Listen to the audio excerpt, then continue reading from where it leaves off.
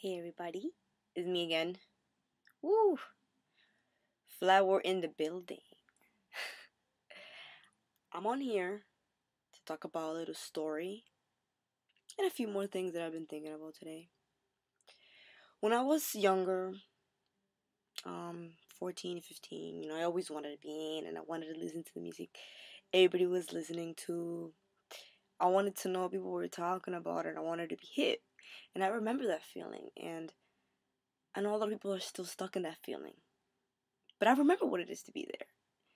And it was cool, it was fun, but at the end of the day, I felt empty. It wasn't fulfilling me, and I came to realize that later on.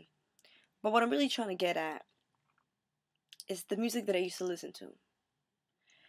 I don't want to get into this specific music I used to listen to just because people have different preferences, and I don't judge that.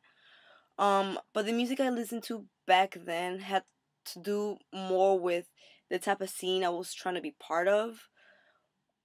I used to listen to other types of music besides what was in, but I wasn't really too open about it because I just wanted to be in with what was popping at the moment. My mind wasn't too open at the moment. So I listened to bullshit music that wasn't really empty. So I'm 21 years old now, and now I take my music so serious, as well as the shit my eye sees when it comes to television. I'm not the same anymore as when I was that age. I think more deeply and I take things more serious, even though it seems to people like a little ridiculous. But I just feel like the words we say and the things we see around us and what we read has a lot to do with our reality and how we continue to live. Like, perhaps, let's say, how are you heartbroken listening to heartbroken music? For people, it may seem like it makes total sense that, you want to listen to something you relate to. But at the same time, that's not making the situation better. It's only making it worse. That only helps somebody get stuck more. It doesn't help somebody get better.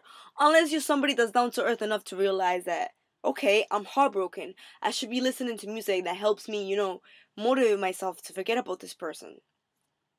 Not everybody's like that though, and that's what I'm trying to get at. People take music for preferences, and I understand that there's nothing wrong with that. But when you're going through a moment where there is happiness or extreme happiness or sadness, you have to work with that. If it's extreme sadness, you can't just listen to more sad music to make yourself feel worse.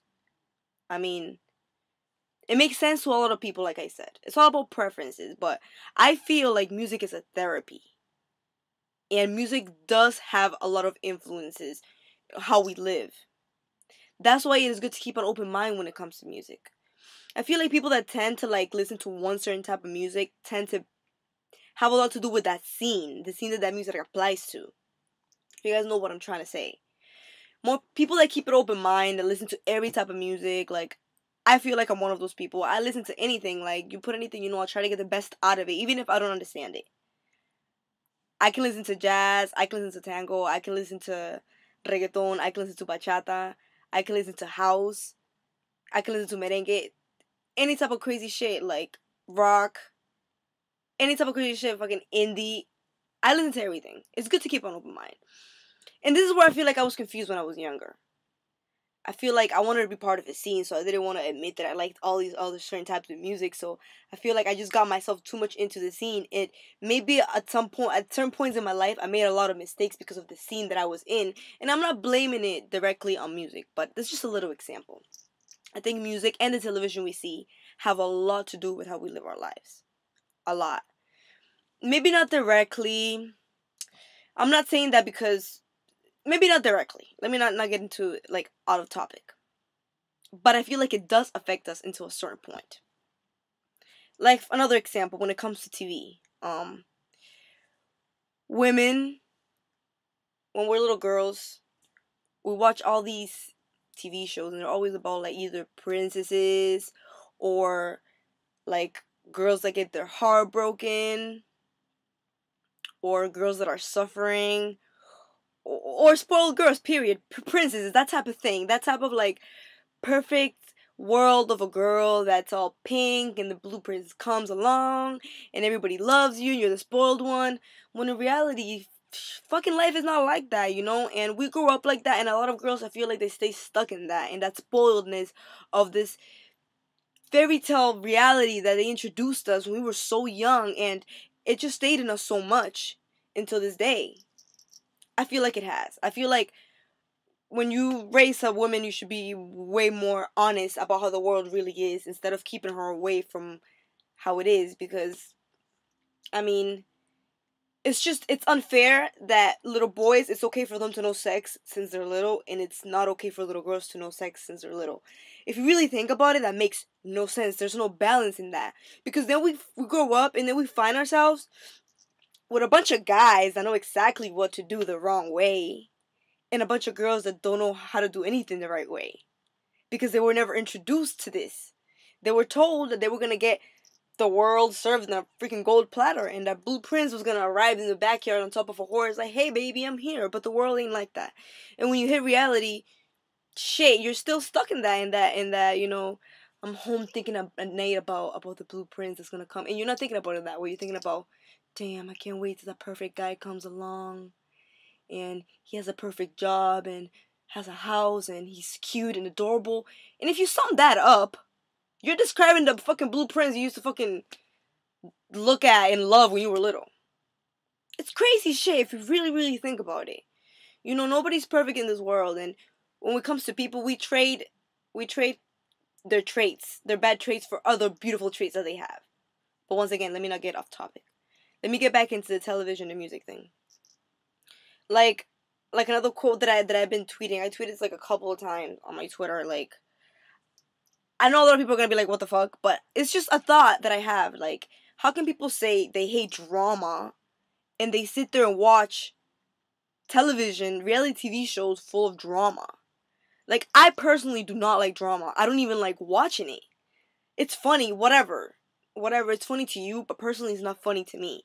Like, drama is drama. There's no exception to it. This is the definition of drama, and it is what it is. Some people just like it, and they like to say that they don't. Oh, you don't like the drama in your life, right? But you like watching people full of drama. It's like there's no consideration in that. And at the end of the day, a lot of people, I feel like they do follow musicians and rich people and artists. Like, they follow their lives. Like, I can't give you examples and I can't say it really happens, but I feel like like, for example, like, this is a little example, you know. This is another topic that I don't want to argue about. It's whatever you think, but I feel like a lot of women went back with their man after Rihanna did it because it seemed like it was alright. I don't know, I don't want to talk about the Rihanna shit. That's beyond it. But all I'm saying is, like, if you see somebody that you look up to doing something, you're gonna feel like it's alright too. And it may sound like stupid, but people do it. Especially when it comes to, like, rich people that they've been following. Like people get into like couple relationships, celebrity relationships, like, if they know them, and they're like, oh, they look so cute together. But what the fuck do you know about the real relationship? If two people look cute together, it doesn't define if they should be together. But anyways, let me just get too deep into this shit. I'm just throwing it out there. You know, keep your mind open when it comes to music. When it comes to TV, that's your own perception of it, because I personally cannot sit there and watch drama. I like watching things that teach me stuff.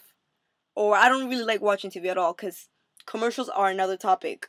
I definitely feel like commercials get to children and most people, really. But yeah, keep your mind open. That's really my point at the end of the day. When it comes to music, really, you don't want to be stuck in a scene. This world's too big to be stuck in a scene. Be part of all scenes. Listen to everything. And most importantly, think of music as a therapy, you know? If you're happy, listen to happy music. Like you know, it's also good to listen to romantic, sad music, but, you know, do it when you're feeling it. Do it for the feeling of it. Don't do it because you're sad and you need to hear this type of music. It just doesn't make sense. My husband's about to open the door. I hope not. Anyways, yes, back to what I was saying. Keep an open mind about the music you listen to, and just analyze a little bit more the kind of shows you watch on TV, and picture yourself in their position, whether these reality TV shows are fake, which makes it even more ridiculous to me, or not. Just look into it a little bit more. But I will talk to you guys later, and I hope you guys enjoyed this little talk one more time.